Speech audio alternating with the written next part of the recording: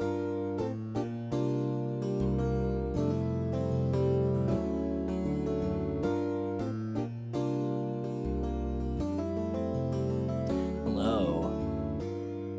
how you doing? I'm talking much more softly today because I've been sick the last few days. As you might have heard listening to my other podcast, Been Backstage, I thought today would be a great opportunity to talk about the phenomenon I think a lot of creatives are experiencing based on conversations that I've been having with all different types of performers, music business types, artists, different mediums, and just the feeling that this year was such a jarring juxtaposition to last year, and the importance of rest and how, especially in our kind of Western American culture, we don't understand what that means. And I am in that boat. I am rediscovering what it means to rest, what it means to really heal, what it means to treat this vehicle of, my body and mind as something valuable. So I thought I'd talk a little bit about that today. Literally recording this before it drops today. So this is the first, I think, same day Dutch or Snedeker podcast I've ever done. But if you like these types of things, you can always follow, what I'm up to around socials. You go to my website, dutchersnedeker.com, patreon.com/dutchersnedeker. You've probably heard it a bunch of times. So we'll just get right into the conversation and hope that the theme song lines up. And if not, you'll just hear it fade out. But yeah, rest. What do we do? What do we do for rest? What does that look like? We're often told that sleep is rest. You get enough sleep. But do we ever get enough sleep? I've noticed how, from last year, getting a lot of sleep, but not being healthy, it wasn't really rest. It was putting one big Band-Aid over bad habits. And this year, I can't, the more I tried to change things, I've mentioned I've lost some weight and, almost 50 pounds. And I'm starting to think differently about how I go about my day. In terms of how active I am, or, moments to step away from seated work and just stretch or move or do something a little bit more active. I think a little bit more about when I, give in to those I'm going to go to Taco Bell, and then how that, acknowledging how that makes me feel. Whereas, years prior, it was just no, I just need enough food to just move on. It was never a qualitative thing. It was always a quantitative. If I just have enough or more than enough, then I know, if I really load up on lunch, I won't, I can work through dinner, or, in college, I'll practice, and I'll take a break to go get a protein smoothie or something that was really just a peanut butter milkshake with protein powder in it. And you want to feel coming to the end of your 20s, which I'm 29, you want to feel I'm sprinting, I'm sprinting to the finish line. When I see a lot of folks that if they hadn't, like me, people who didn't keep regular healthy habits and overworked themselves and, made a lot of progress in that time, but you're now having to kind of reap what you sow years later. This year has been particularly interesting to observe the concept of rest, where I'm now having to reevaluate almost everything that I've had the last few years. How I'm sleeping, what I'm sleeping on. Um, it's really difficult to control even just the temperature of the room. Like my room's either too hot or too cold. It's never in between. Aside from the summer when it can be a little bit drier, uh, at least somewhat. Um, and the air conditioning kind of combats the heat in a balanced way.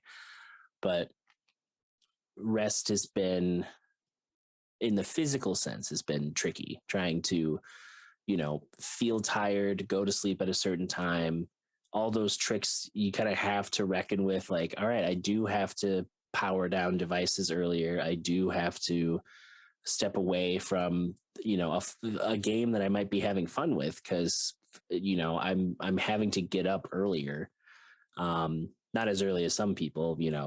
There's people who get up at like 5 a.m. because they have an hour commute, or their job starts at 6:30 or whatever the case. And you and I remember when I worked for a high school, I was getting up and getting to school by 7:30, and sometimes getting there at 7:45 was just like, oh, this is so hard, especially when you're gigging the night before.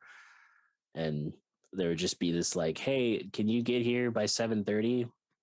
Because it looks bad if you're here after 7:30 when the kids are all here. It's like, I get setting an example, but when I'm coming in here tired from a gig and I'm still putting in a full work day and then doing more work, like I hope that would speak volumes, because I was pretty transparent of like, yeah, I do a lot of stuff. And that's how I've been seen too. It's hard to justify rest when you are seen as this workhorse, this person who moves and shakes, and this entity that seemingly is everywhere, trying to play different gigs, trying to be involved in different projects. And I'm realizing more and more I can still do a lot of those things now that I have a full control of my schedule again. I've had full control of my schedule this whole year. um, I need to be a better boss, because we also talk about the whole like work life balance, and people who are literally on strike right now because their working conditions are so crazy. It's hard to find rest in those circumstances too, because you have so many folks who are burning all of the candles, and they have to, because they have a family to support, or they have a medical condition they need to, like if you're relying on insulin, like that's an extra expense on top of all your utilities and your rent, and to have any money left over for savings is hard sometimes. And to have the energy too when you're pulling hours and hours and hours on a shift, to then take care of other people's needs, then your own needs, like it becomes increasingly more difficult. And there's a sense that it's like altruistic, like, oh, I can take care of everything. I can do, I could be there for every person and do everything, but you really can't. And if you're, burnt out, tired, sick, um, because to clarify, I tested negative for COVID. So it wasn't COVID. It was just like a seasonal cold or something. I still have congestion in this ear. Like it comes in and out, and I can't really hear with any sort of quality. And again, that could be a result of just being sick. It could be environmental. It could be my failed attempts at trying to like flush out and clean. So I might have to like actually spend money now to have like a professional after I feel better overall, and take care of other bills. I'll have some time and a little bit extra money to throw at that. And that's the thing too. It's like, there's so many bills and needs and things that, I want to get my prescription updated. I've had these glasses that are like literally starting to disintegrate. They're like chipping. I'll see like little black, specks from the interior side of my glasses falling off. And I haven't had new glasses in years, probably since I think I got these glasses when I was at Grand Valley, because I had worn contacts for a while, and then the cleaning solution that I was using, Opti Free Replenish or something, whatever variant of that brand. At the time, they had put out a recall notice that I wasn't aware of, because the solution was causing eye irritation, and I was getting, very red, infected eyes that didn't, made me not want to wear my contacts. And eventually I was just like, I guess maybe I just have some issue and I'll just get glasses again. And I've enjoyed having glasses because it's way easier to, take glasses out when you're feeling super tired than, accidentally leave your contacts in. And that always, scared me, like, oh, leave your contacts in and then it like slides underneath your eye and it becomes a whole infected issue or damaging issue. But I bring up the glasses because it's like, that I want to take care of my hearing. I want to get, ear molds for like custom fit earplugs as a musician. I've been using Eargasm earplugs the last 2 years. And I'm realizing that the way I was using them might not have been 100% correct all the time. They definitely helped, but I think I need something that fits better in my ear than just kind of a generic earplug or a foam one, that could compact more wax, and then that's an issue. So a lot of what this year has been reckoning with the past, and I've been thinking about it as I've been sick these last few days, because it used to be like, oh, a cold, I get over it in a couple days. I've technically been sick since Tuesday, and it's annoying because like I, Wednesday and Thursday, I did nothing. I just stayed at home, and I, rested, took like Dayquil, NyQuil. I have the Vicks Vapor Rub in like 3 different forms. I have like a humidifier. I have the like the scent stick that you can just do little quick, inhales through your nose and help clear up your sinuses. But now I realized it was more of an irritant too. So now I'm having to like change how much of it I'm using or what types of things I'm using. So maybe, now I'm more sensitive to that specific type of inhalant. I don't know. Like it's having to reevaluate what worked from, years ago. You think growing up, like your parents are able to do what makes sense, the quick fixes, the chicken noodle soups and rest, the these types of things. But the way to fully recover would be to continue building better habits. And that's where rest has been an interesting thing to observe as well. The rest in terms of like getting the qualitative rest, so that you're not feeling as groggy or as up and down. I've strangely also been very adverse to, like, I tried to reintroduce coffee into my life. And for the most part, it, like the first cup of coffee that I had, that was just, it was straight black coffee. It was, just like some roast from Aldea or something. It was strangely euphoric. And I think that was just the caffeine just kicking in for the first time in like 2 months ish. And then for that next week, there's just diminishing returns. Like I noticed I couldn't get any coffee with any sort of sugar or sweetener, like feeling very sensitive to that now. Drinking black coffee, I could barely finish a cup, whereas I used to just drink, I could drink 5 cups of coffee and maybe I shouldn't have, probably I shouldn't have.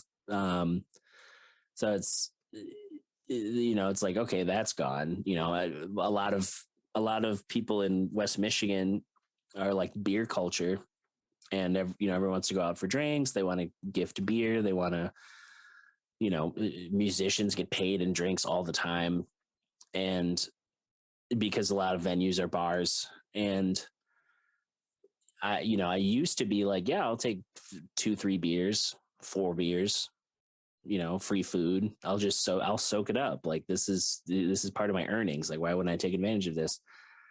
And I just get exhausted even thinking about having a drink now because I know the feelings that are going to come with it, even just from 1 or 2 drinks. And, at first I thought I was like, oh, I would just drink lighter beers, less alcohol content. Nope. There's still something either in the process of how it's made or whatever. And I'm not that type of person who's like, well, I'll just have a non-alcoholic beer, because I didn't drink until I was 21. So I've gone most of my life without the taste of beer. And I've enjoyed beers. I've enjoyed, you know, certain things. I think the last types of alcohol I've had were mostly, I think, the Snoop wine, just because of the spectacle of it, the 19 Crimes, the Snoop Dogg label, and then maybe People's Cider, just because they're a local business and I want to support those dudes. But yeah, it's hard when it's just not fun anymore. And so it's like rest has been the rest from those habits, the things that can turn into negative vices pretty quickly. The physical, and then the mental rest has been so difficult because, as Jon Stewart put it so eloquently in a recent interview, because he's got a show again on Apple TV Plus, which would be the only reason I would probably get Apple TV Plus, would just be to see that. But he clips it out for YouTube, so I probably won't for a while. But he said that we live in a relentless culture. And what he meant by that is, let's say you say something online, you are saying that to the public. You have any number of people, whether they're directly related to you or not, being able to at any moment find what you said or did, or this isn't like cancel culture thing. This is just like the discourse of our lives. We might talk to 2 people physically in a day because we're busy or we're just doing a lot of errands and we're not really socializing. But online, you might have 4 different platforms with DMs. You might have, those same platforms with comments, emails. There's always something pinging, something grabbing your attention. The incessant iPhone pinging, like you turn off a bunch of notifications, but then you also want to support creators. So you don't want to like miss out on content, but you also don't want to you can't stop everything you're doing for every notification. So and then there's the increasing need, whatever field you're in, to have some sort of social media presence. Maybe not if you're like a mechanic. I don't see the need for it. You can have it for like creative content, for advertising a business, but there's some fields where it's like, yeah, people are going to need their car fixed. People are going to need food.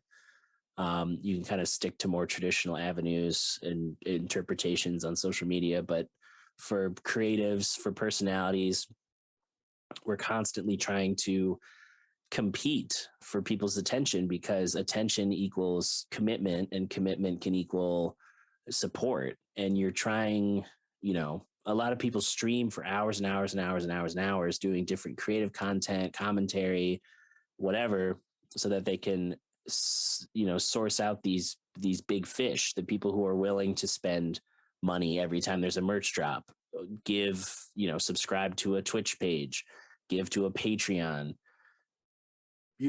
Like there are, companies that literally have Patreon as part of their income source, these creative companies, and they offer sponsorship endorsements. So people can pay, like, it's like, hey, if you pay us $2,000, we will advertise your business in the ads of all of our podcasts. And if your business is built around video and audio podcasts or like that type of discussion content, there's the incentive to like offer those types of things and work those into your business model.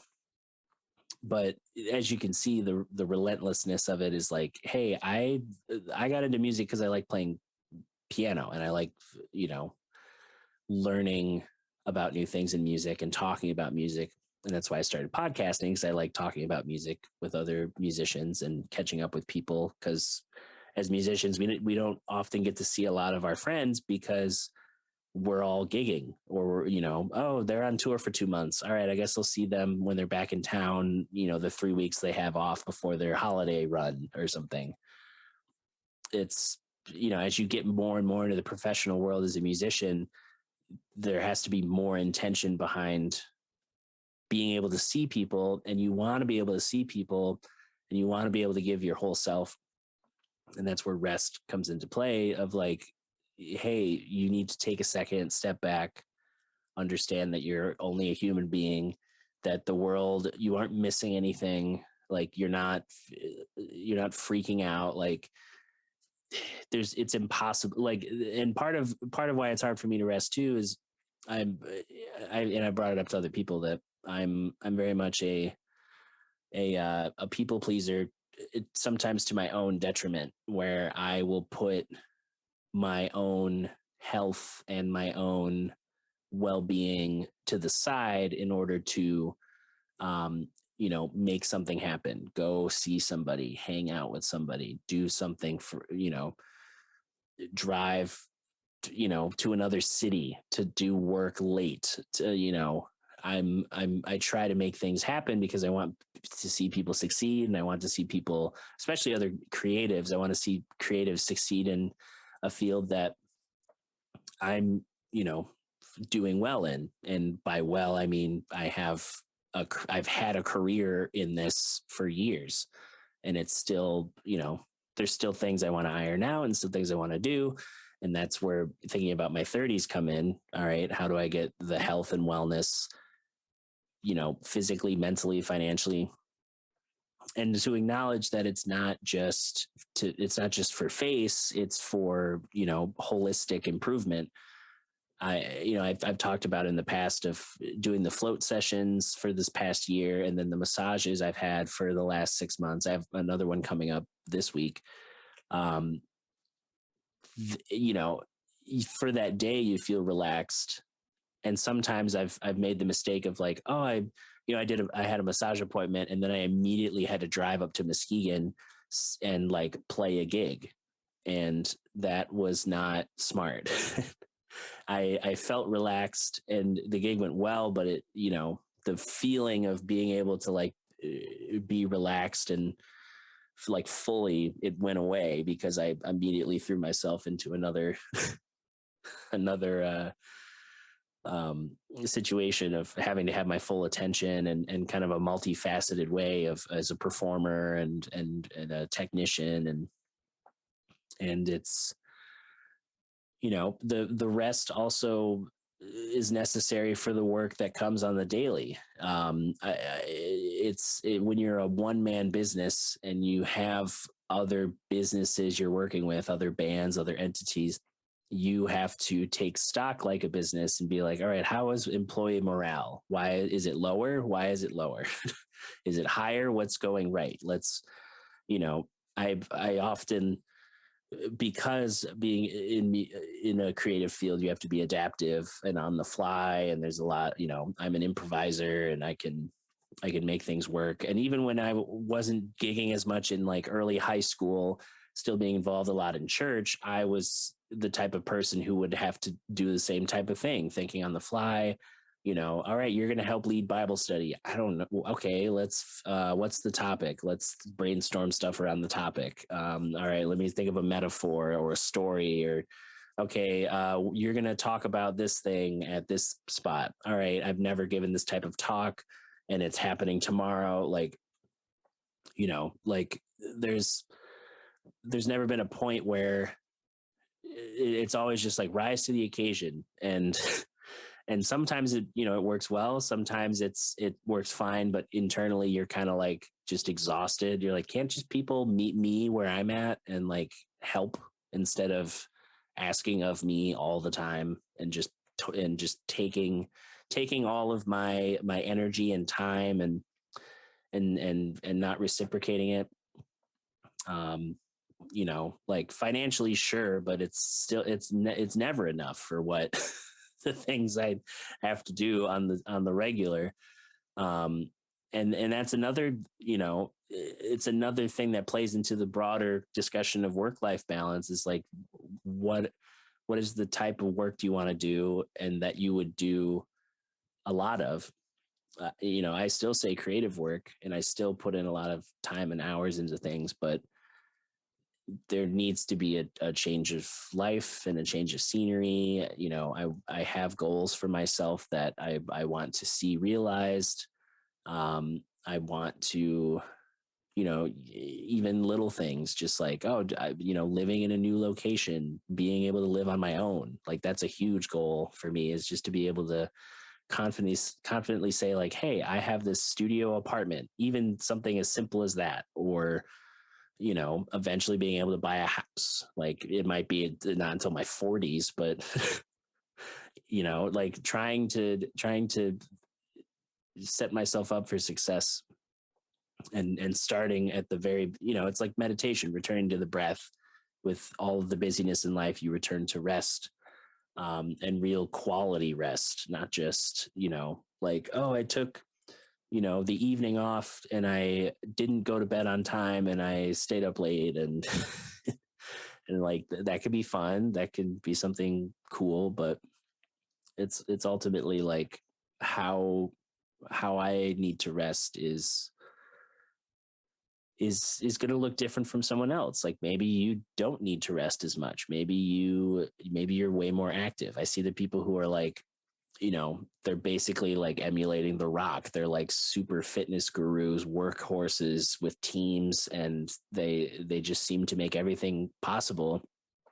And they might talk about their vulnerabilities, like, yeah, some days I don't want to get up and do stuff.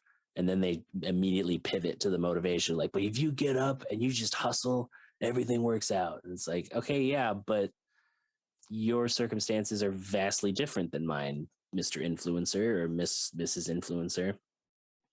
And the advice people give when they get to that top level is the only times I've heard it in a way that feels more human is looking at different YouTubers, not the ones who like the Nelk boys or the the Jake Pauls, Logan Pauls of the world, the people who started already in like a thing and they just kind of sold their soul to the algorithm to to figure out like, all right, well, how do I keep eyeballs on me? How do people see me as the villain? How do I lean into that? Like it's always, the end result's always just like making more and more money. Like, can I scam people and get away with it? Like in this uncharted waters of NFTs and crypto, can I, make an educational course that has no substance and it was filmed in a day and is stupid, but I'm going to fleece young kids out of their parents' money. Like, not those type of YouTubers. I'm thinking of the ones that like, like Marquise Brownlee. He started streaming he started making tech review videos in his like early teens in his parents' house with like a cheap webcam. And, he just had an interest in tech and talking about it. And he built a small audience there. And as he grew older and people started paying more attention to him and he started changing his content and learning about equipment and being able to upgrade his life and life skills, he now has like his own production space, and it's, it facilitates the type of work he does. Or, Markiplier, is playing games in his mom's basement. And now he's, making all different types of content, interactive things that are like, always keeping his audience on their toes. Or same with Game Grumps. They started with two people just having fun playing on video games on a couch, and they still do that, but they also have a touring company that hires out other YouTubers, and they tour with like 2 different bands. They have like 3 different live shows that all, involve all sorts of different creators, and they can sell out mid-sized theaters.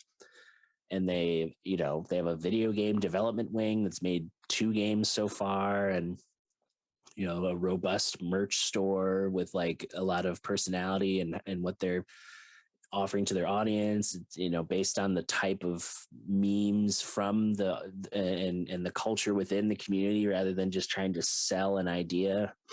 And I see all of that, and particularly Game Grumps, because I've followed them a long time. You can hear it in how they work now.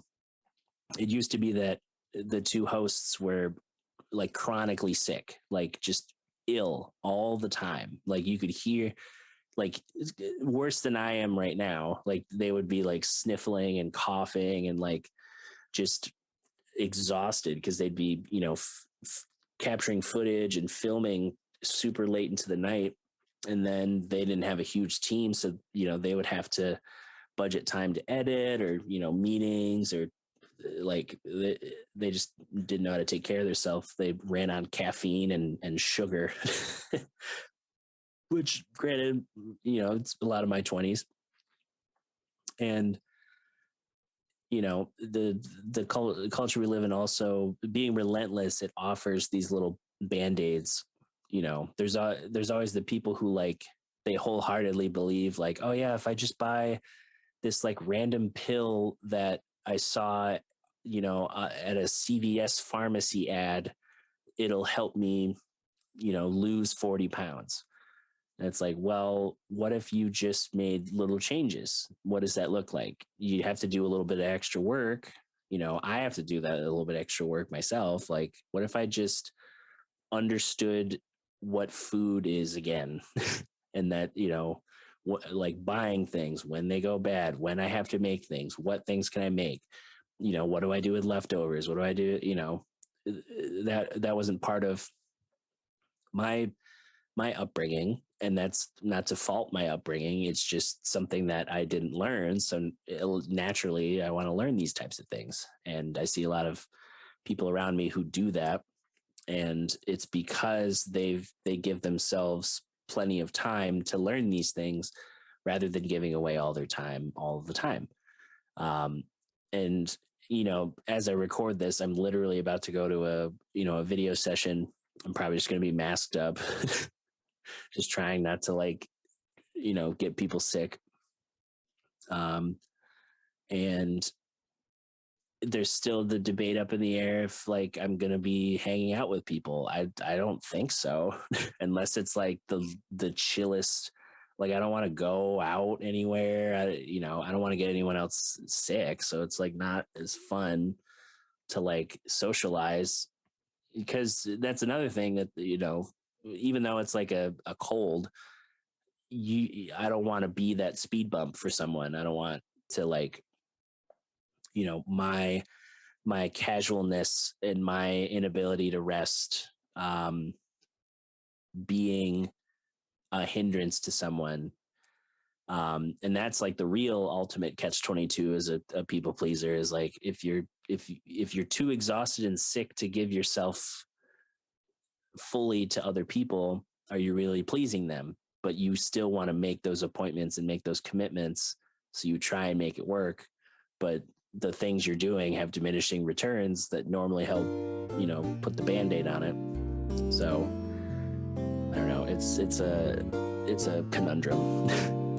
And I appreciate you listening to this episode, because it kind of focuses on rest, but also the creative process and all these things.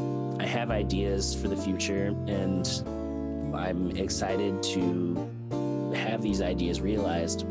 I'm also excited that I have more time this week to kind of get back to working speed, to get a few things done ahead of time before I take an actual, like, at least 4 days of a vacation. I'm going to go see a couple shows. gonna meet some people that I've been conversing with online, the other musicians, and I'm gonna, spend a couple nights in a town I've never been to, in an Airbnb with a hot tub. And that's all I can really ask for a vacation. It's not going to Europe. It's not, spending a month in the mountains. Like, I'm doing things that are realistic to my time and my income, because that's another thing. Like, vacations are such a luxury that most working class people only take staycations, and then they try and, that's why the cruise and the resorts and all these things were designed, because it packs all the fun into one environment. Like, oh, have you not gone to an amusement park next to a water park, next to a hotel, next to a all-you-can-eat buffet, next to an open bar that's all included in this big price? You can do that. And instead of being like, what if I just, me and a couple friends rented a cabin and we hung out for the weekend, or, people who go camping or hiking, just seeing what it's like to spend uninterrupted time with someone in a relentless culture. I'm definitely seeking those moments as much as I am seeking those opportunities to rest. But so this is technically supposed to be an outro, so I appreciate you listening, and we'll catch you in a hopefully more animated episode of the Judge Snedeker podcast in the next episode. So take care and get some rest. You look tired. I look tired, but I can't rest yet.